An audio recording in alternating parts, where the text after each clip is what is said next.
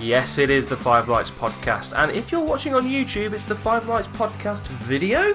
Hi guys. Hi guys. Well, here we are. The Malaysian Grand Prix is in the books, and Vettel won. No one saw that coming, did they? What a race to get into. We've got to get straight into it. There's going to be no news, because all the news is in the Malaysian Grand Prix. I'm your host, Dan Herrick. How you doing? And this is my teammate, Ben Herrick. Hi everyone, hope you enjoyed the race. It's going to be awesome, so let's get straight into it. So Ben, what a race. Compared to Australia 2 weeks ago where it was quite quiet, the Malaysian Grand Prix was jam-packed from the start. We lost Will Stevens before the race even began, and we maybe thought, here we go again, but 19 cars started, and it was just chaos straight from the off, wasn't it? Yeah, it's typical F1, classic F1. We can forget about Australia, Melbourne, but Malaysia was awesome. It was from start to finish, something was going on, whether it's the front of the grid or the back of the grid. It was immense. It was utterly chaos. I'm just going to ask you to come in a little bit, Ben, so you're in the video. Just come a bit closer. Don't be shy. Bit shy. Don't be shy. So we're going to just do a quick little 1 minute roundup. Apologies if we're sort of mentioning to the video, but if you go on YouTube, you'll be able to see us for the first time. How you doing again? But yeah, here we go. Let's just go through the race. Another early start for us. We're a little bit tired, a little bit drowsy this morning. 6:30 this morning. But we got into the race. So Will Stevens didn't start. It was jam-packed from the first corner, wasn't it? There were cars getting into each other. It was a bit chaotic. It was here, there and everywhere. And then Marcus Ericsson decided he was going to beach his Sauber, which brought out the safety car, which mixed up the grid completely. There was just chaos throughout the grid. That put Vettel in the lead because he didn't stop, and a lot of the other cars behind him, like Lewis and Rosberg, decided to stop. So that put Lewis in 4th and Rosberg in 6th. They had to fight through the grid to get back into 2nd and 3rd, and the Ferrari just steamed away. The Ferrari was in control throughout the race. There was a number of pit stops, a number of other incidents throughout. Yeah, punctures, and Mercedes in the end just couldn't keep up with the pace of the Ferrari, and Vettel galloped to victory in his prancing horse. So the second race of the season is a victory Ferrari. It pulls them back into the title contention. Yep. It puts Vettel now 2nd in the Drivers' Championship behind Lewis, and Rosberg just behind him in 3rd. So it's really spicing up now, isn't it? Definitely, yeah. It's a long season to go, but if this is a sign for things to come, then awesome. I mean, I'm a massive Lewis fan, massive Mercedes fan, but to see, close racing now between not just Mercedes and Ferrari, but other teams as well, like we saw today, that's what F1's all about, and that's what we want to see as the fans. But yeah, really, really great race, and Mercedes got what they wished for. They said in Melbourne, they said, come on Ferrari, come a bit closer, even come to our race debrief. Be careful what you wish for. Careful what you wish for, indeed. Careful what you wish for, indeed. When I was making notes for Australia, my note page was probably just one side of A5 like here. In Malaysia it's 2 sides of A5, and I could have made infinitely more notes. There was just so much going on from start to finish. So let's start breaking it down in a bit more detail then, Ben. Yep. There was so much happening, starting with losing Will Stevens to that fuel problem that he suffered earlier in the weekend. Yeah, disappointing for him. I think he struggled in FP3 as well. Wasn't able to run, and obviously he wasn't able to qualify either. But his teammate, Roberto Merri, even managed to finish the race a few laps down, but finishing the race is better than not finishing the race or even starting the race. So. Positive steps for Marussia there, positive indeed. It's a shame to see Will Stevens not starting, but he didn't make the 107% either. So at the end of the day, he probably didn't even deserve to make it, because that's the rules there for a reason. They didn't make the pace. But we still had 19 cars on the track, and there were still 18 down there. It took nothing away from the racing at all, did it? Because I say Marussia were just on their own little fact-finding mission, their own little testing. So it was all about who was in front of them. Indeed it was. Yeah, absolutely. It was everyone. So then we actually had the start of the race, but again, just before the start of the race, made me laugh. Hamilton was complaining of a hot steering wheel because they'd left it out in the sun. Just a bit, yeah. It's just like when you get in your car on a hot day, you touch it and you leave it for half an hour or so. It's that hot. But he's got gloves on. He'll cope fine. Just man up.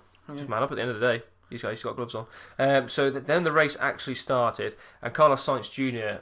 really took off from the start, making it all the way up to 11th. But there was more than that. There was just chaos in the first corner. The cars just all sort of... I mean, Vettel had a sluggish start and tried to force Rosberg into the pit wall. Rosberg had a really good start. Hamilton was away. He was clearing at the first corner. He was out of the trouble. And then it all just sort of got congested and built up in the middle there. And Raikkonen, again, like last week, was involved. Yeah, it seemed a bit of a slow start from everyone, but everyone got really close. It was cars twitching and snaking all over the place. And then as they piled around that tight first corner going into turn 2, cars were, I think even Vettel's rear right with Rosberg's front left was millimetres between each other, and obviously there was contact that Bottas hit Maldonado, wasn't it? Yeah, that's right. With the puncture. So that meant he was fishtailing everywhere. That meant Raikkonen. I think the Sky Sports showed Raikkonen on board. Yeah, they did. Yeah. And they're proven why they're Formula 1 drivers, because their just reaction times are just second to none. They're just diving all over the place, reacting, braking, pulling over. All over the place. Awesome to see. Well, Sainz had said before the race as well, when he was doing the pit walk, that the rain from the previous days in the qualifying had cleared the track, which obviously meant there was less grip. So that's you saw that from straight from the off, where the cars were twitching through the first corner. Yeah. And another thing that we noticed throughout the race that built up was the Red Bull's brakes. They were just constantly kicking out that brake dust. I'm surprised drivers behind and even the Red Bull drivers themselves actually see out their visor. Yeah. It must have just been, I mean, you could even see from the rim of the tyres, they were just pure black, so you couldn't see what tyre compound they were on at all. No, absolutely. So Maldonado suffered that puncture after the connection with Bottas, but he wasn't the only one. Ferrari driver Kimi Raikkonen, again, he's just not got any luck this season. He was looking good throughout the weekend in qualifying and in practice. Obviously, he came out 11th in qualifying because he got caught out by the rain. But he was looking strong previous to that, maybe even looking at beating Vettel throughout the weekend. And he suffered a puncture again at the right rear tyre, and it happened at the worst possible place on the track. Yeah, it did. It happened pretty much as you were about to commit to the pits. He thought, well, he obviously wasn't going to go in anyway, and just turned around and puncture from... It was Nasser, wasn't it? Felipe Nasser, yeah. That was it. Got a puncture, and then just that was... in there. He was just too hot in there. He was like, let me get in this place. And then, it's a long lap as well, so he had to go around the whole track, and then obviously as he got around to turn 4, his tyre just exploded. And you could say, get off the racing line, which I think it was anyway, but because it exploded, it's going to go everywhere anyway. So. Yeah, and as Ted Kravitz said, when he came into the pits, there looked to be little to no. I mean, there was some damage there, but there was hardly any damage. Not as much as you'd expect. Yeah, I mean, a whole lap of having 3 tyres or 3 wheels on your wagon. Absolutely. So he managed to crawl back to the pits, got that tyre changed, and then Ericsson made his rather over-optimistic move into the first corner, trying to make an overtaking manoeuvre, and got himself beached. I was going to say before that happened, right? Ericsson had proven probably why that Sauber kept him on, because he was doing better than Felipe Nasser in the car. He was looking strong, but then he lets himself down with these silly mistakes. And to quote our dad, he's very passionate about Formula 1 as well. He was like, he's stupid, he's an idiot, he doesn't deserve to be in the sport. Maybe a bit too strong. I mean, he's a bit old school, maybe a bit too strong, but he can't keep making mistakes like this, otherwise it's looking like Guido van der Garde was probably the better option for them. Well, Felipe Nasser only qualified where he did because he made a mistake, which obviously you can't make a mistake anyway, but say he hadn't made the mistake, he could have been quite higher up anyway and possibly ahead of Ericsson, but he's not helping the stereotype that he's a pay driver. So, yeah. Only 2 races in and he hasn't done that well, but give him a few more races and then see if we can, stick to the stereotype or... Yep. Give him a different one. And what was bad for him was good for the viewer, because him getting beached there and continually trying to spin his wheels, man, is like, you're stuck. Yeah. Let it go. It's not happening. But that was good for us because it brought out the safety car, which just brought out all sorts of mayhem, didn't it? Yeah, early safety car is always good, but cars had to then decide, do we pit, do we stay out? And as Daniel mentioned earlier, you had Vettel and about 5 other cars that decided to stay out, and everyone else just piled in. Cars with queue. We saw Hamilton came in. He had his pit stop, but then he had to stop to let, I think, one of the Red Bulls go past. Yeah. And then Rosberg was stuck behind him in a queue, and then he had to wait for other people to get past. So I think if you minus the 5 cars that stayed out, you had Hamilton came out in first, and then Rosberg, who was in second. Yeah. He was then fourth. Effectively fourth in the race with the guys who hadn't stopped. So it put everybody out of order. There was cars here, there, and everywhere. And I think there's a couple of contenders this week for my radio chatter of the week, and Raikkonen was an early leader there when he was saying, because obviously he had his puncture, he'd managed to make it back, he then had to catch the back of the pack, and he came over the radio and said, I've got it written down verbatim here, he said, can I pass these people because they are not even trying to catch a safety car? He's like, guys, come on. Either hurry up or get out of my way because I've got places to go. Yeah, he had a lot of bad luck. It would have been good to see him obviously not have the puncture, and then he could have. Would he have challenged Vettel? Do we think? I don't know. If he'd have been involved in the party, he could well have been up there because he was involved a little bit later on. Well, he finished fourth. Spoiler, but he finished fourth in the end. Finished fourth in the end. So he started at the back more or less. Had his puncture, had his problems. Managed to catch up with the safety car, but he still managed to come fourth. Yeah. Not too far off Rosberg. So no puncture, no safety car. Who knows? The key thing from the safety car coming out there in the pit stops, Vettel stayed out and he stayed in the lead and he managed to sort of hold on to that lead after the safety car came back in. A good restart from Vettel. He's pretty well known for that. We did see him complaining on the radio that Mercedes weren't hitting the sector times or whatever. But then Maldonado again once the safety car went in. Maldonado got the good news over the radio that he was going to get a 10-second stop-go penalty or time penalty for his involvement in an accident as well. It was Maldonado. It was Maldonado. Yeah, it was. I know it was Maldonado. I think he went too fast into the safety car. That's right. Yeah, that's right. Yeah. So much stuff going on. Can't remember. And then after the safety car, Massa also complained of no power at the start, but we don't think that was a power issue. We think maybe that was probably power delivery battery or something like that. His Kerr's battery had probably overheated. Sorry. So he was falling back drastically, wasn't he? He was fighting while doing that. He was fighting with Rosberg the whole time, so that was good to see. He was, yeah. The race then was just chaos from the safety car. You had Rosberg and Hamilton just fighting to get through past all the other cars, like Hulkenberg and the Force India. He was there. Rosberg struggled though for a while to get past some of the other drivers, namely sort of the Toro Rossos. He was really struggling. Well, it was a bit like Noah's Ark. Cars were coming in 2 by 2, and they were just swapping all the time.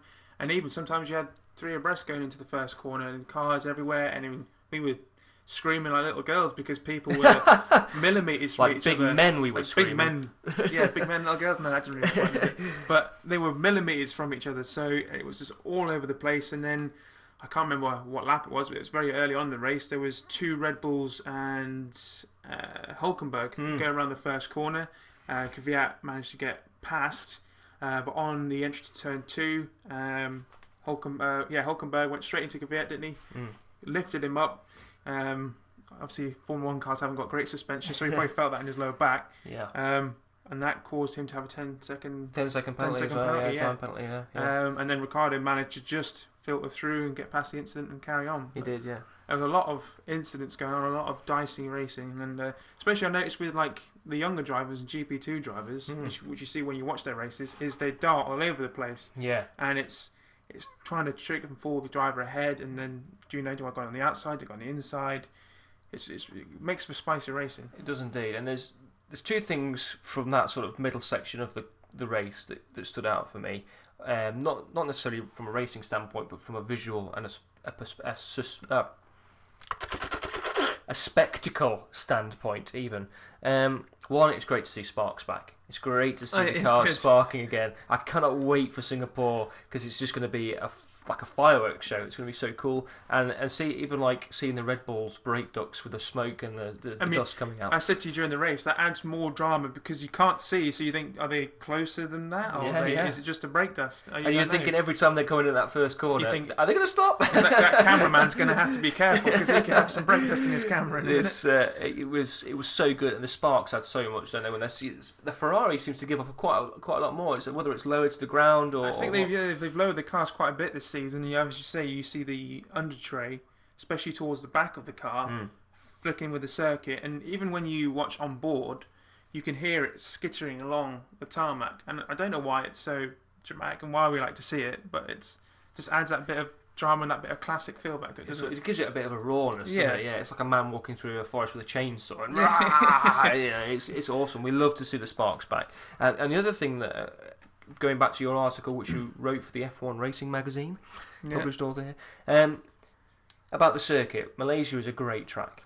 We said in the last, I said in the last podcast, sometimes it can be a little bit processional, sometimes depending on what cars you got. It was far from that today, and there was no rain involved in the race, so that's a great sign. The reason why Malaysia is so good is because it's so wide. It's a circuit. It's a race circuit, isn't it? And it's actually one of the new circuits that's been designed that works. It's got long straights, fast corners, and a few slow corners to allow for overtaking. And you can overtake, as proven by Bottas and nearly by Grosjean until he got taken out by Perez, that you can literally overtake anywhere on this circuit. There are so many different overtaking places. It's wide enough to get 3, potentially 4 cars at a push wide in some places. It's a great circuit, and that's what we want to see. We don't want to see any of these narrow street circuits. Well, yeah, please correct me if I'm wrong, but thinking about it, I think we saw an overtaking move, apart from, I think it's turn 9, 10, when it's like the constant apex. Apart from there, I think we saw an overtake at every corner. Yeah. But not to toot my own horn, beep beep. The email I sent into F1 Racing Magazine that got published, this race today kind of proved my point. Yeah. I don't know if you've read it or if you've even seen the layout for the Azerbaijan circuit next year, but the first sector is 90-degree corners, so there's no challenge there. It's going to be follow the lead around there. And then second and third sector is all the historic part of the city, but it's all extremely confined and narrow. It's probably as narrow or narrower than Monaco. And I was reading my F1 magazine the other day, and it showed all the number of overtakes.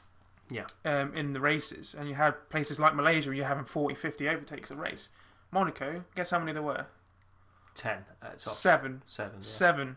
So Azerbaijan, apart from the straight, you're going to have no overtaking. It's going to be rubbish. I mean, Melbourne's a good circuit, but it's wide though, isn't it? It's wide, and a lot of people say the argument of the Americans use a lot of street circuits, but then they've got 5, 6 lane highways to race on.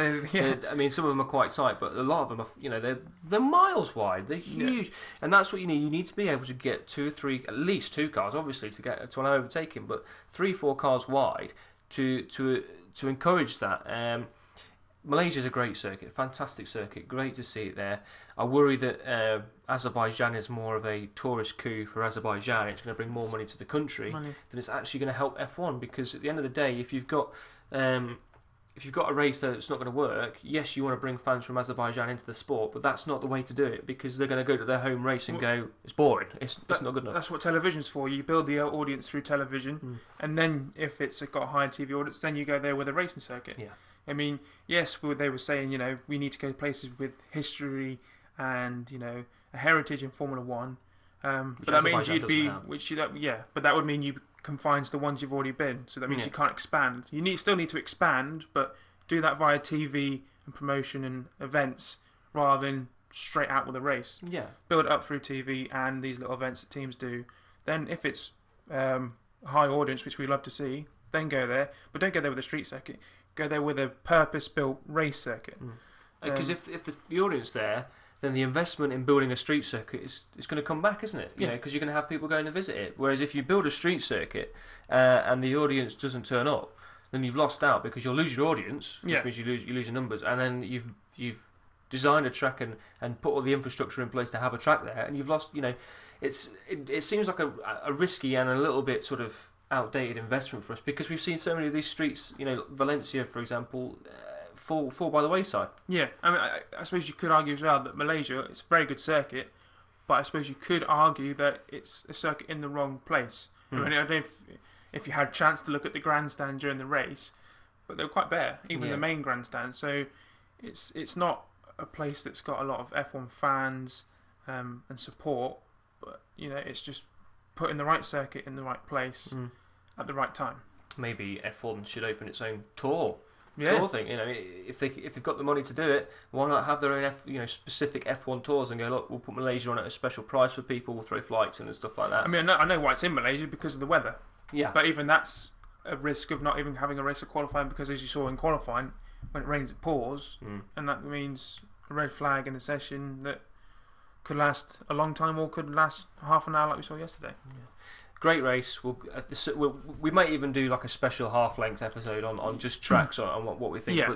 But that's what stood out to me today, was just how much racing you could get on a track like Malaysia, because it's so wide and because it's so good. But we'll move on now. And I'm making sure. Yeah, make sure I've got. One of the things that I mentioned that could happen in Australia because of the way the grid lined up, but we saw a lot more today, was the scrap between the Red Bulls and the Toro Rossos. They all seem to be around each other all the time. There was a lot of Toro Rosso beating out the Red Bulls in the end. It was good to see them scrapping. So that was an interesting one to watch. Yeah, we saw Verstappen take both Red Bulls into the hairpin of turn 9. Renault have said that they've made gains this weekend, and the drivability seems a bit better. The power delivery is better as well, and it's probably a bit embarrassing for Red Bull to see a Toro Rosso, their lowest sister team, overtaking them. Yeah. But for me, driver of the day, Verstappen for the way he drove in the Toro Rosso Renault. And it was interesting to see Cyril Abiteboul come out and apologise about the Newey comments. He said he made them because he was frustrated. Yep. So he had the balls to come out and say, "Look, I'm sorry, I made them because I was frustrated." I don't know whether that was a admission that there is no light at the end of the tunnel, but I think today's race proved that there certainly is light at the end of the tunnel. I mean, yes, they got beaten by Toro Rosso, but they were competitive for a long time. There's still some obvious handling issues there. But it's race 2. There's a lot of teams that come good in Europe. Get back to Spain, get your parts on board. It's a long season. Yeah. But I was going to say something, but it's completely just gone from my head, so I'll come back to that one. Well, if it comes back into your head, I mean, it's a big old noggin. If it comes back into your head, then we'll talk about it. But let's get on to lap 21. Very specific with my notes here. Alonso. Oh, sorry, it's just come back. Let's come back. Okay, it's come from somewhere in the room. Horner's argument of equalisation can now go out the window. Yeah, absolutely. We've seen a Ferrari win. Bye. No argument there now. But if the Williams can get back some of the form that they had tail end of last season, I mean, they can join the party. They were quite until the dying laps. They were quite quiet for most of the race. Yes, yeah. So it'd be good to see them kind of find a bit more pace. Probably beginning of the European season, they'll find that power and speed, and they'll be up there hopefully to challenge Ferrari and Mercedes. But maybe Mercedes can help Williams and say, here's a bit more power, but they got to be careful not to give them too much power. They could see Williams and Ferrari ahead of them. Yeah, exactly. I think Williams suffered a few issues today. Obviously, Massa had that problem after the safety car with the battery overheating.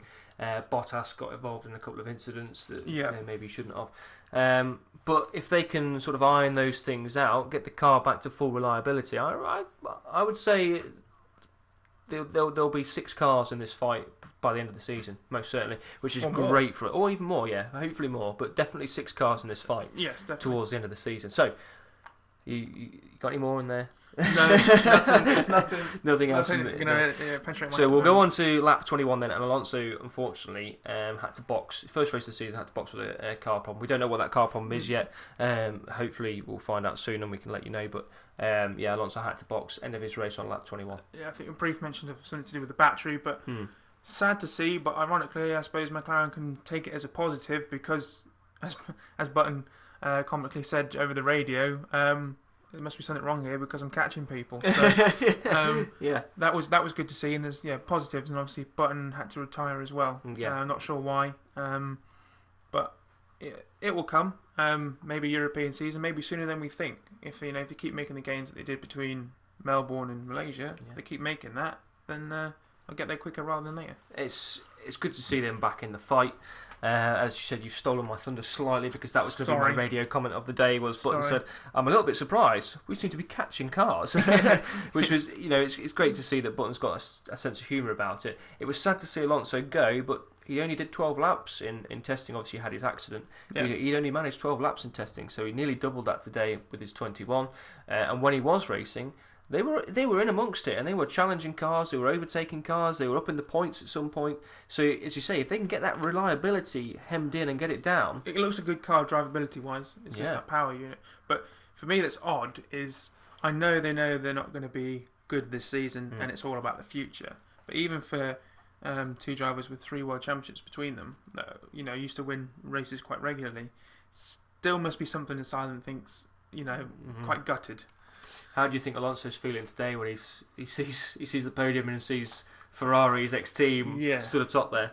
I mean, he made the comment that I think I mentioned in the previous podcast about, I could finish 3rd and 4th and 5th. It doesn't matter. I'm still not winning the World Championship. But Ferrari can challenge that. So he won today. But I mean, the other thing to note from that as well, I mean, he's moved from one works team to another works team with the Honda engine. It's good to see two works teams at the top there. You had the the Mercedes, and the Ferrari. So that's two home engines there at the top of the pile, and that's what we want to see, isn't it? I think in this area, in the turbo area, it's the only way you can really win, to be honest. But yeah, Vettel, I've slated him. Put my hand up. I've slated him in the past and said it's just his car, but Lewis Hamilton last year, he had the car and he won. I mean, that's the thing about Formula 1. You need the car as well as a good driver. But just appears last year he was in the wrong place, wrong frame of mind, and he needed that fresh change and to go to Ferrari. Absolutely. So it's fascinating to watch that one. So lap 21, unfortunately, we lost Alonso. I wrote after that, Ferrari look the business. That's proof. I wrote that down. Ferrari look the business, because they do look the business, and that's I think when Raikkonen had got into fourth place, and we were both sitting there looking at each other going, this is going to get pretty tasty. Yeah. Lap 24, Vettel takes the lead as Hamilton pits because Hamilton was in the lead at that point because Vettel had pitted, and then Hamilton had to take to the pits because his tyres were going off, and it came out that Mercedes were driving the car to the tyres limits rather than trying to go for the optimum speed. So the strategy wrong today? They made a bit of a boo-boo strategy-wise. Someone's probably going to get a rollicking somewhere at Mercedes, either at track or back in Brackley or Brixworth. They made a big balls up today with the strategy, and that's something that they did last season as well. Is they go to the car, what the car's capable of, and what the tyres are capable of. We saw Ferrari how well they did on Friday and how long they were able to last on the tyres. Maybe we're thinking, well, if they can do it, maybe we can do it. But play to the strengths that your car can do with the tyres. Overconfidence on Mercedes' part, or just wild strategy, maybe thinking that they could pull it off? Well, I want to say, and I do and I don't want to say complacency. I mean, they've been ahead for so long that they haven't had the kind of... They've been pushing, but they haven't been able to... They don't know how far to push. So maybe they haven't pushed enough. I mean, I don't really know, but this is a kind of sign to say, get moving. You need to find a bit more pace. Get a shifty on. Yeah, pretty much. Get a shifty on. So, lap 25, Hamilton comes out the pits behind, and I wrote down, this wasn't said over the radio, but I said it's hammer time. I really thought, here we go. Hamilton's on the quicker boots now. He's going to chase them down. He's going to hunt them down, and that it did happen. But he didn't get as close as I thought he was going to get before his tyres went off again. No, tyres faded quite quickly, didn't they? And he kept coming on the radio every so often saying tyres are gone. I'm all over the place. Bring me in. I think was it three stops for Mercedes drivers today, and I think Vettel managed 2 stops. So Ferrari dominating in that respect. Yeah, and Raikkonen only had to stop 3 times because of his puncture. Yeah. So. Maybe stopping, in hindsight, is a wonderful thing, but maybe stopping at the safety car was the wrong call. And then when Hamilton came out after his 3rd stop, he said, you've put the wrong tyres on. Yeah. And then there was talk by Paddy, because he was saying that he'd heard Paddy Lowe say he may have to stop again, and they were like, nah, it's just chit-chat. We're just shooting the breeze here. We're just shooting the breeze on that. Don't worry about that. I'm big Lewis Hamilton fan. He's my favourite driver, but his downfall is he can lose focus if he hasn't gone the way he wants it to go, or the way he thinks it should go, then he'll lose focus. He'll throw a bit of a strop. But they need to integrate between themselves. The best decision to make. I mean, the team thought, this is the best call. Lewis thought this is another big call, but Lewis, you've got the tyres on now. You're not going to pit again because that's a catastrophe. So just get on with it and push. Yeah. But I think he put on the hard tyres and he didn't really push. I mean, he could have pushed. He had it in his pocket to push and catch Vettel, but he didn't.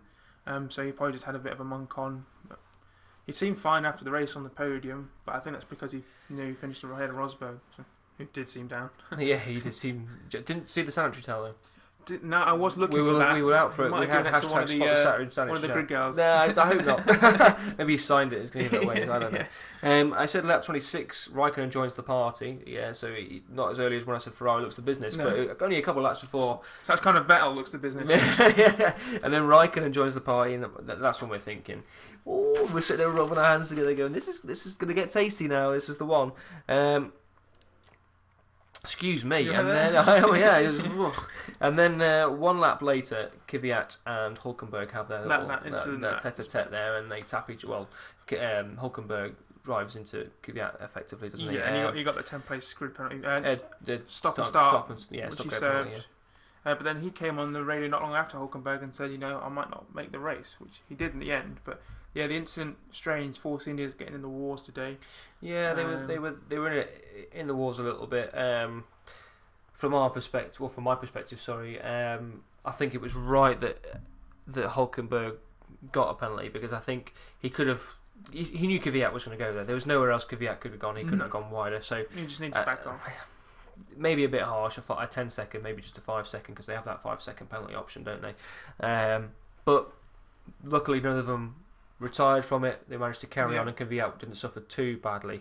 But it just showed how tenacious all the drivers were today. No matter whether they were at the front, whether they were in the middle, or whether at the back, they just wanted to race today. But I didn't hear. Normally, when you see accidents, apart from Grosjean's incident, which we'll get to in a bit, didn't really hear drivers complaining about certain incidents, which you normally hear quite a bit. So that was good. That was good as well. I think the only complaining we heard today was from Vettel about the Mercedes not hitting the sectors, and then later on about blue flag. Started singing, we had time to sing, and then we had obviously Raikkonen as well. Raikkonen saying, but in terms, that was just he's very comical in his own way and who he is. But the only person we had actually really complaining and fed up with other drivers was when Grosjean was hit from behind by Perez, and that was a blatant. That was definitely deserved 10-second. We'll get that, and that's what I'm getting to next. Is the on lap 31. Grosjean looked like he pulled a fantastic move on Perez. On the outside got round the outside of that corner. So fast, that corner. Perez had understeered, was drifting out wide, caught the rear tyre. That could have been such a big accident. Yeah, I mean, all he needed to do was obviously I'm not a Formula 1 driver, but all he needed to do was a bit too tall, a bit too wide. Don't put yourself down. All you need to do is back off. I mean, we saw afterwards the footage of Grosjean's tyre, and it all been scraped off all the tyre markings. It was a wreck, but luckily for Grosjean, he managed to actually somehow catch the car. He could have gone into gravel trap and ended up like Ericsson, but it just happened to be that he managed to catch it in time and carry on. But yeah, a bit naughty from Perez. If Perez is a little bit further alongside Grosjean there, that's an airplane accident at that speed going down there, because tyres would have rolled over each other. Grosjean would have gone airborne. So lucky that was just a little sort of tap on a spin, because that looked quite scary at that point. But it was always going to happen. You could, as Martin Brundle said in the commentary, there are some things in life that are painted. They're obvious, and that was one of the things we were sitting there watching it like this going. I remember saying it at the time. They were going around. I think it's turn 13. It was going around. It's going around the outside, and then they moved in. I thought, is this going to end in tears? Yeah. I kind of sat back and covered my eyes, and then there it happened. Got spun around. Yeah, it was a dangerous one. Luckily, both okay. Perez suffering the 10-second penalty as part of that, and he's got no complaints there at all. I think it was a very dangerous move, and it was shortly after that Hulkenberg was told at the same time that he'd got his penalty. So Force India there hit with a double whammy of penalties. Yes, but didn't really affect him, because we saw at the start of the race Perez was just falling back and getting picked off by every driver coming through. Again, they're kind of in a development race as well. You just need to catch up and get faster. But again, that probably come during the season in European. It's just good to have them along at the minute, because it looked like at one point they weren't going to be here, so it's good to have them along and looking competitive. I then wrote after that shining star, Max Verstappen. He was supreme today. Looked really good for a 17-year-old. Was pulling moves that you'd expect to see from experienced Formula 1 drivers on the experienced Formula 1 drivers. Had no fear about reputations, and it's what I sort of said in the last podcast. Malaysia tends to bring to the fore those young drivers who want to make a bit of a name for themselves, because it allows for that. And he, apart from his one sort of adventure on his way to the pits, which again we shows he's pushing hard. Yeah, we were like, where are you going? Apart from that, he was really good today. I would say probably Hamilton-esque, very aggressive, forced people, not too much, but forced people, let him know that he was there. He wasn't afraid to make a move, and for a 17-year-old, he doesn't show He's an old head on young shoulders. So yeah, I mean, it was great to watch him today. Great to watch him driving. Some of the moves, especially the move he pulled on Kvyat, where he was tight and then thought, you know what, I'm not going to get in here. I'm going to pull wide, do the undercut move, and get that. Showed that he's got great racecraft, considering he's not come up through the formula. He's sort of proved us wrong. I mean, we're happy to admit I'm glad he has. Yeah, exactly. Yeah, and it's good to see that he's not a driver. Yes, he's probably going to bring a little bit of cash into Toro Rosso, but he's there on merit as well. He really deserves that seat. I think that him and Carlos are as well. But I think what people were annoyed with when he was announced is he's 17. You know, he's not going to be experienced. He might not be fit enough. He might not have the stamina. He just won't be able to cope. But I think what's helped with him is with his dad being in Formula One, is he's grown up with Formula One, and with that, being in the paddock or the media, he didn't have to adapt to that. No, and so all he had to worry about then was just slightly adapting his driving style to suit Formula One. And he's already equalled his dad's best qualifying position in race 2. So and he's the youngest point scorer in Formula One. He is, yeah. Could be, I don't know, an eternal feat. Who knows? Yeah. I don't think you're going to get many people younger than Max Verstappen. Well, they've changed it for next year, so you have to be a minimum of 18, and he's 17 and so a tiny bit. So no one will ever take that record away from unless they change the rules. But who knows what happened in the future? It was great to see him. Maybe we'll have 10-year-olds in Formula One soon.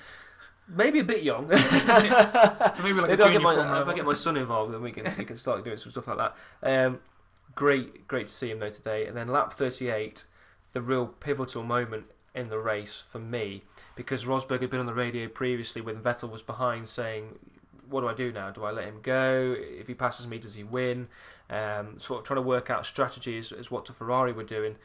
Vettel has his second pit stop, and crucially beats Rosberg into the first corner and takes that second place, which sort of killed the race off then for Rosberg, because he just couldn't catch him.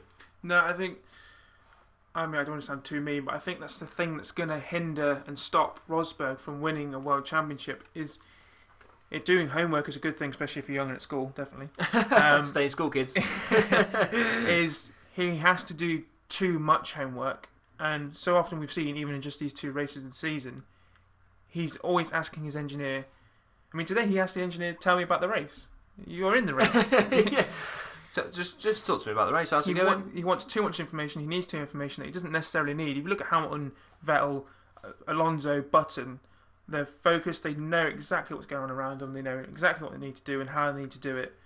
They're natural Formula One drivers. Rosberg, he doesn't have that natural talent, and he's having to do too much homework to try and get an advantage, which I'm not sure if he'll be able to gain. And I don't know if that's going to allow him to win a world championship. So he tends to overthink things, I think, sometimes, because he hasn't got the racecraft that, say, Hamilton has and Vettel to a certain extent has. He tries to overcompensate sometimes with his sort of homework and all that, and how he can out-strategize these other drivers. But unfortunately, there's only so much of that you can do, and it comes down to pure racecraft in the end. And if you're going to have a mathematician and a driver on a track, the driver's always going to win, isn't it? Yeah, definitely.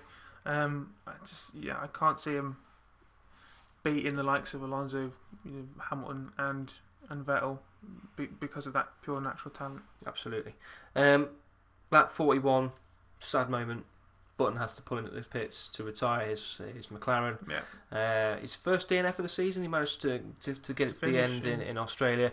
A little bit of a different sort of track in Malaysia. A lot longer straight. A lot hotter. Obviously got like Type 0 package at the rear, which is not going to help. Yeah. He was having a good race though, and as you said, he made that comment about he was surprised that his car was actually catching cars at some points. But as was said in the coverage, yes, both cars didn't finish. But McLaren will be pleased with what they saw this weekend. They did a good job. It's a step forward, even if they've done 10 laps. It's a step forward because they're still getting data. They still know what the car's doing, what the car needs. And so the car, drivability-wise, looks fine. It's just that power delivery and how the power unit talks to the chassis and the car. Yeah. So as races go on, hopefully if they can keep the progression up, what they're doing at the moment, then we'll be sooner rather than later. And fingers crossed, touch wood.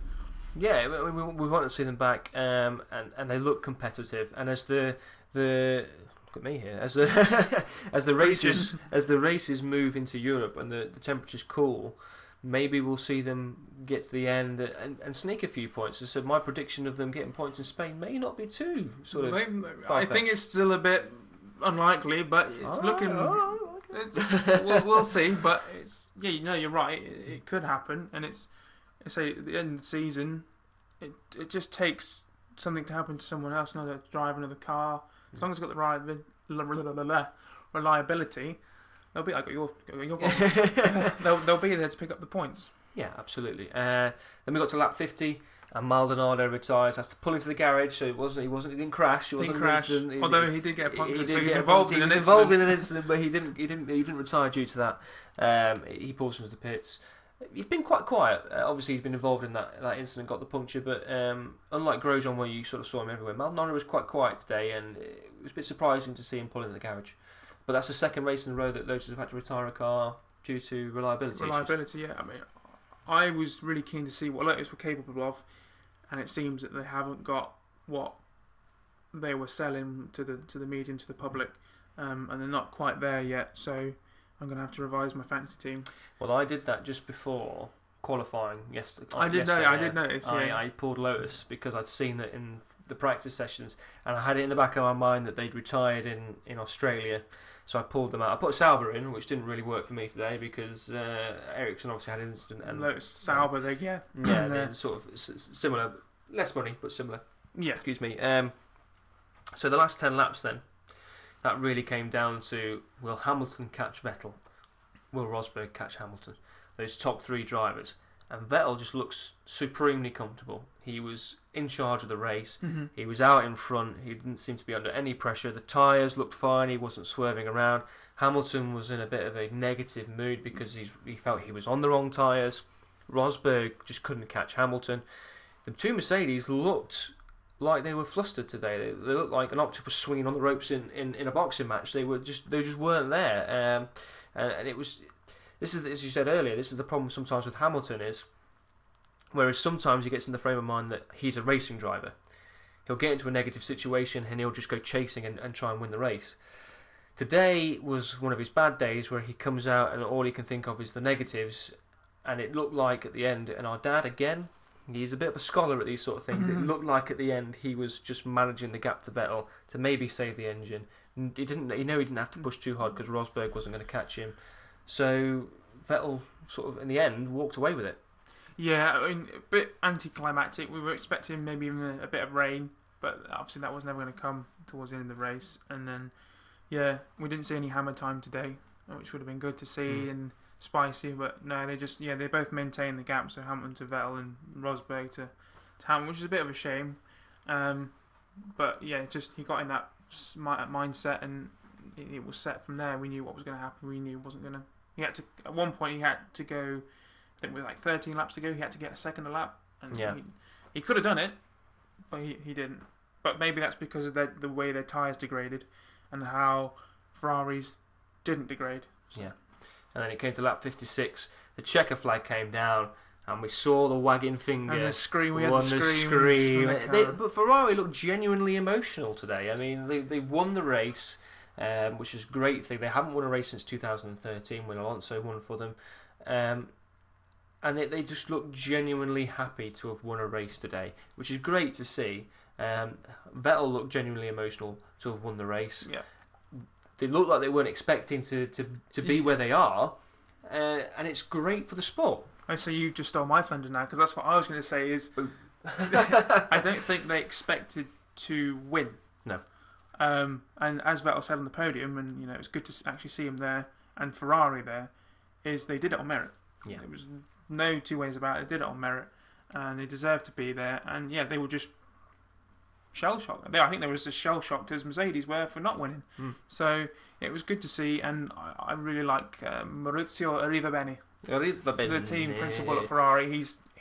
He's not mechanically minded. He was obviously working for a Ferrari sponsor for 14 or so years, but he appears to know how to work a team, be a leader, but he's got people to do the mechanical side of things. He doesn't need to know that, but he knows how to group people together and work and make a team, and the step they've made is huge because they were nowhere last year. No, I absolutely. don't know why. That's why Alonso's left, and now they've just won a race in the first 2 races. So we didn't see Mercedes lose a race last season until Montreal, which was halfway through the season. Yeah, midway through the season. So Mercedes have been caught quite early on this time, which again is great for the sport.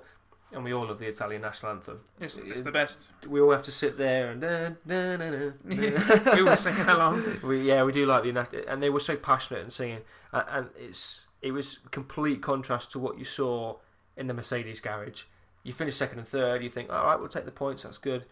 But they looked like they'd lost. They looked like they lost everything. Well, I think they interviewed Toto Wolff during the national anthem, so when we were singing, and he said, we're not shell shocked. We know we're happy for those guys. We just need to push a bit harder. But after that, there was some stern faces on that pit wall. There was, yeah. They were genuinely concerned that they've made a mistake with the strategy, but they're getting caught. And they careful what you wish for. They wish for Ferrari to be closer, and they're actually slightly ahead. Yeah. Only in this race, of course. I think Mercedes overall is still ahead, but who knows how long it's going to be before other teams, like you said earlier, Williams are going to start to catch up on other teams. But it's good for the sport, but yeah, Mercedes won't necessarily like it. No, and it's, as Toto Wolff said, maybe it's the kick up the backside they need.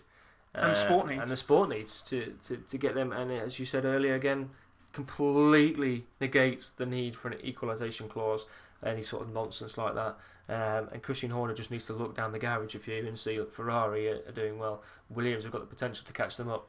Mercedes aren't as dominant as what Red Bull were. Yes, maybe last season they were, but nowhere near this season. They've been caught. I mean, we'll have to monitor and see. I mean, it's one race, but if we see the similar sort of thing again in China and then going into Europe, it's going to be a really tasty year, isn't it?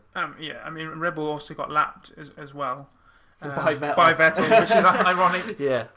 But I mean, they qualified 5th and 6th, or 4th and 5th. So they're not. It's not as if they're Marussia.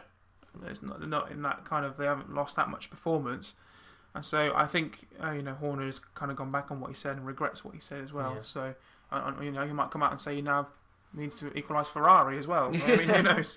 Who knows what goes through that man's head? Yeah. To sum up, then, Ben, really. A fantastic race. Great to see some racecraft out there, some overtaking. There was some incident. It had everything. And the safety car, Mercedes being pegged back, other teams looking strong. Good fighting throughout. One of the best races we've seen. Probably since Bahrain last year. Yeah, absolutely. So it was a great race, and it's the first real race of the season, isn't it? Yeah, and we've got a few more true proper circuits coming up now. We've got China next, followed by Bahrain, and they're back to back in 2 weeks' time. So it'd be good to see, this following on to the rest of the season now. Absolutely. I mean, Melbourne is always throws out anomalous results anyway, and now we're going to get to the true circuits and more decent racing now and something good to look forward to. Let's hope so. Right, Ben, can you do me a favour? I can do you. I tried to pull this up while we were talking, but because I can't do two things at once because I'm a man, yes. I couldn't find it. Can you find the final classified results for me? I and can. Then we can do a final breakdown. While Ben's doing that, though, I'll just explain a little bit about what we've been doing off. So we're recording this podcast as a sort of one-off. We won't do this every time, but we're launching our YouTube channel. So this will go on YouTube, as you know, because you'll probably be watching on YouTube, and we're mentioning it in the podcast. So some of you will be able to see us, and some of you will be able to hear us. The podcast will still go up as normal. I'd just like to make a brief apology about the last podcast. We were having a few issues audio-wise, but we hopefully have rectified that this time. And we'll look to maybe not do that. Well, we'll definitely not do that again. We'll strive for excellence here at the Five Lights podcast. So keep following us on Twitter, at Five Lights Pod. Keep following us on Facebook. Follow us on Instagram at Five Lights Pod as well.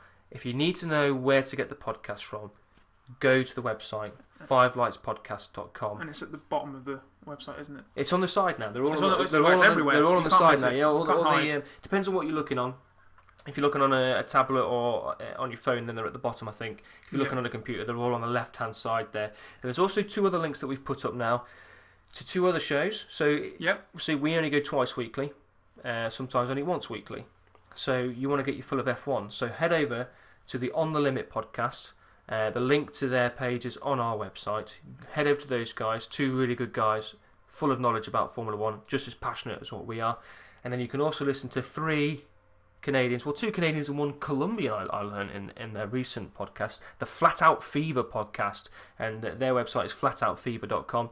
3 guys, genuinely funny guys, just shooting the breeze about Formula 1. If you've got children, they've got some expletives in there. They're a bit more raw than what we are. But they've got some really good stuff on there. They're very funny guys, really worth a listen. Some of their podcasts are quite titanic. They're quite huge. I think one of them's 3 hours long. But so if you've got time, if you've got a long commute like I have, an hour each way, download their podcast and give it a listen in between. Obviously, listening to the 5 Lives podcast. Stay tuned to that. Obviously, yeah. So. Ben has got the breakdown for us. So just on the side. Just, for the race, yeah? Yes, for the race, please. Yes. So here we go. So obviously Sebastian Vettel in the Ferrari took the win today. That puts him 2nd place now, just 3 points behind Lewis Hamilton in the Drivers' Championship. Hamilton finished 2nd, Rosberg was 3rd, Kimi Raikkonen finished 4th in the other Ferrari. Then it was the 2 Williams with Bottas leading Massa. Bit of a Noah's Ark. A Noah's Ark, yeah. So you had Toro Rosso with Verstappen, Sainz. Then you've got the Red Bulls with Danny Kvyat beating out Daniel Ricciardo today, which is another interesting one to see. But it was interesting to see as well the Toro Rossos and the Red Bull all 4 in that one area. Yeah, and so Kvyat had that incident as well. So. Exactly, and Verstappen at the top of that train there. And then we've got Romain Grosjean in the Lotus. Felipe Nasr finishing 12th in the Sauber, not as good as last week. I think he struggled slightly at this. He was but again, I think that's that Melbourne factor playing into their actual true results. We'll have to just keep an eye on how Nasser goes. Then we've got Sergio Perez, who finished 13th with Nico Hülkenberg behind him in the Sahara Force Indias, both suffering 10-second penalties.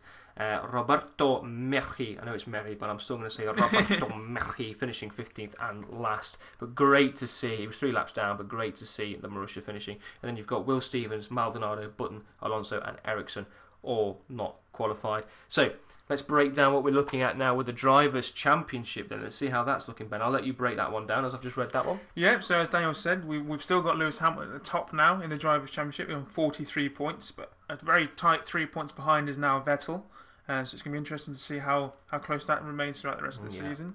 And then obviously now Rosberg behind him with 33 points, so he's 10 behind Hamilton. And then we have Felipe Massa next with Kimi Raikkonen behind him. Nasr's still in there. He's still 6th, so he didn't get any points today, but he's still up there ahead of one of the Williams, which is Bottas. And then we've got Ricciardo, followed by Verstappen, and then Hülkenberg in his Force India, with Carlos Sainz, Marcus Ericsson, Daniel Kvyat, and the last points holder is Sergio Perez, who got 1 point. And that was obviously in Melbourne. He got that point. And then we've got the people on no points. We've got Romain Grosjean, Jenson Button, of course, the Marussias, Merry, Maldonado, Stevens, and then Alonso, who is unfortunately last place, which is we were normally expecting to see that upside down. Yeah. But yeah, we've got Button, who is 2nd of the non-points behind Grosjean, because he obviously got the 11th place in Melbourne. But still, obviously only 2 races, but still quite close in points. And I think we can expect to see Mr. Verstappen climbing that up. Yeah, he'll be climbing up there. I think it's an interesting. Obviously, it's 2 races in, but it's interesting to see Felipe Nasr still up there, and a lot of the young drivers. Verstappen is in there, mixing it with the big boys. Kimi Raikkonen and Felipe Nasr, that could go back and forth throughout the season. I think Kimi Raikkonen needs maybe up his game a little bit now. And a bit of luck. Vettel in there, and a bit of luck as well. So let's have a look at the Constructors' Championship. We'll just go through that briefly. Mercedes obviously at top, 76 points. Followed now by Ferrari on 52 points. There's that 24-point gap. Then Williams, Sauber, Toro Rosso, Red Bull, Sahara Force India, Lotus, McLaren, and McLaren. That's very interesting. We've got a difference of 1 point. So Toro Rosso ahead of their parent team Red Bull by 1 point. And that, as I said in Australia, that is going to be an interesting fight between Toro Rosso and Red Bull throughout the season. They're both sort of in the middle there now. Red Bull not ahead so much, and it's going to be interesting to see, because obviously you can't have Red Bull going to Toro Rosso. Just let's pass with. Yeah. Because if they're faster than them, then it's going to develop, isn't it? It's going to develop really nicely. And they've got 2 good drivers to do it with, Toro Rosso. So That's going to be feisty. So let's have a look at our Badger GP then. Let's just break down what I've done. I'm quite happy. Let's have a look. I mean, as I said to Ben earlier, just before qualifying, I sort of made a last-ditch change, and I took Lotus out and put Sauber in. I've now got a little bit of cap space. I've only spent, I think I've spent slightly under. I'm not sure actually. I'll have to work that out later, but I think I've got a bit of cap space. So I had Lewis Hamilton finish second, so that's another good haul of points there. Felipe Massa finished was it fifth in the end? So another good haul of points. Felipe Nasr unfortunately didn't finish in the points. But maybe later on down the line he can do. I had the Mercedes, second and third, not the win, but still some good points there. The Sauber didn't finish, one of them, and NASA was outside the points. And the Toro Rossos, two guys in the points there today, so are pretty good. I'm pretty pleased with that. Maybe have a look at maybe swapping out Sauber or NASA and seeing how many more points I could get. With my predictions, I predicted Rosberg would win the race. I was wrong. I think I wrote down here at the end of my notes here, predictions couldn't have been more wrong for today. Yes. And that just shows why we don't put any money on our predictions or any sport, because you just cannot predict it. But I don't think you're the only one who's got it wrong. Got it completely wrong. But I had Rosberg for the win with Hamilton second and Vettel third. So back to front, effectively. I had Hamilton in the middle, so I probably got some points there for that. Yeah. I predicted one safety car. I predicted no safety car, and there was one. I said Lewis Hamilton with the fastest lap. I don't know that one. I think he did. I'm not sure on that one. And I said that Hamilton would get pole, and he did. So I didn't do too badly this week. What about you, Ben? Well, I made quite a few changes from last week. I stayed with Mercedes, who obviously got me second and third place points today. I've put in Ferrari, who got me first and fourth, so top 4 cars I've got, which is good. Really good. I had Lotus. I'm an arm between Sauber and Lotus, but I'm going to have to revise that somehow. I'm not sure who I'm going to put there instead. And they got me 1 point today. No points, because Grosjean finished 11th. You finished 11th, yeah. So that's a bit sad for me. Driver though, I put in Lewis instead of Rosberg, which proved better than putting Rosberg today. He finished second. I had Felipe Nasr. Again, that Melbourne result falling me a bit, and he got no points today. And then I had Carlos Sainz, who finished 9th.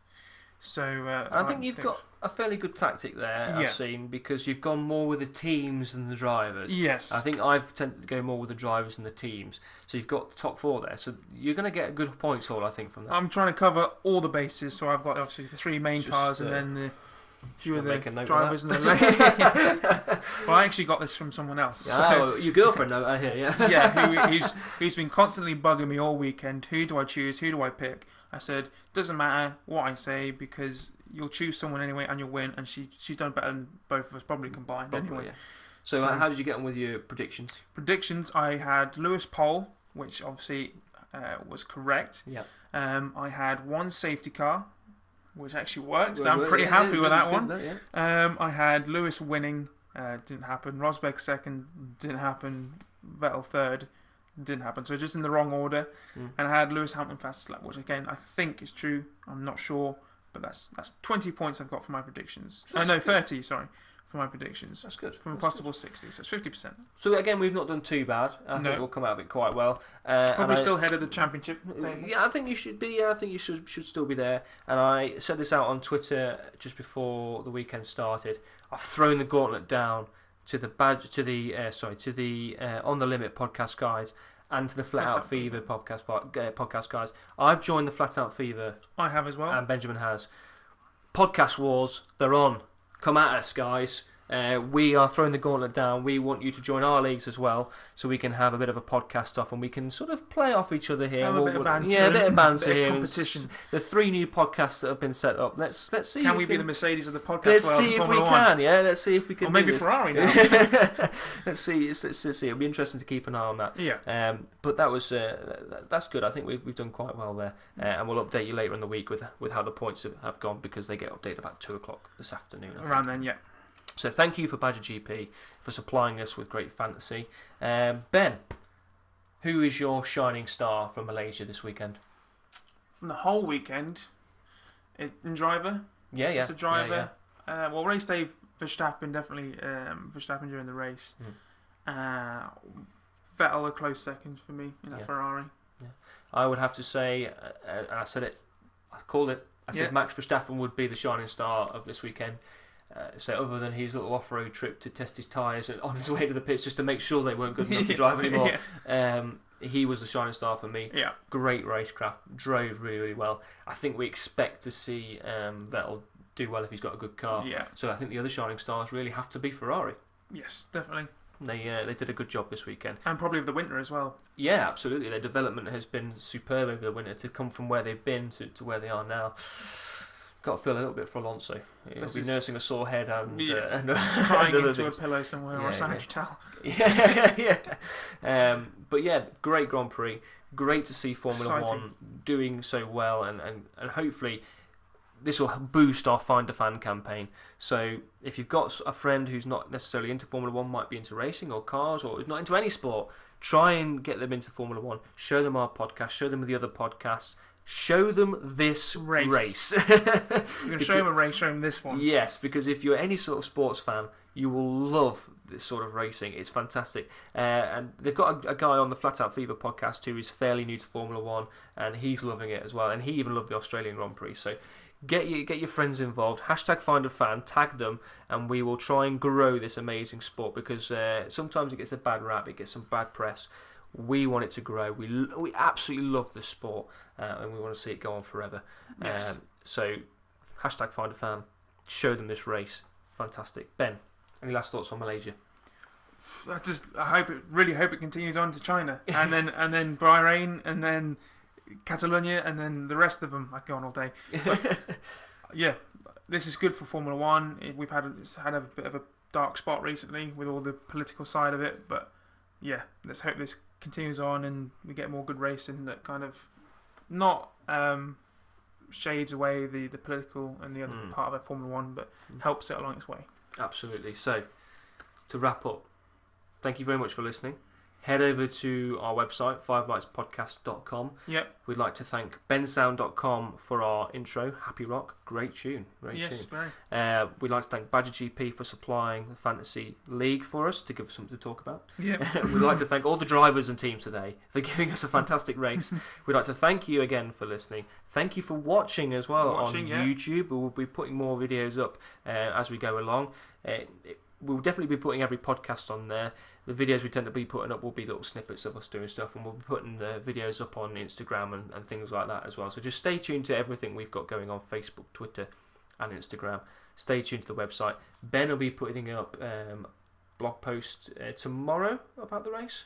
Yeah, and Ben's biting point throughout the week as well, where I'll have a rant about some story in F1. Last week it was the growing number of street circuits, so that's proved to be valid. And I'll be putting Dan's takeaways up on the website as well. That'll be my blog post. Whether I do it this morning or this afternoon, I've got a little bit of travelling to do, so it may be up later, it may be up tomorrow, but it'll be up within the next couple of days anyway. My takeaways from this weekend, from practice to qualifying to the race, and anything that's happened off track. We will be back potentially on Sunday, maybe later, depending. It's Easter weekend next weekend and there is no race, so we may be back a little bit later. We may be back just to preview the next race in China. Yep. But if, like last time, we had the whole cascade of news break, we will definitely stay away. Stay tuned to the website, to Facebook and Twitter to keep up to date with when we're posting stuff. Thanks again for listening. Ben, 5 lights have gone out. Thanks, guys.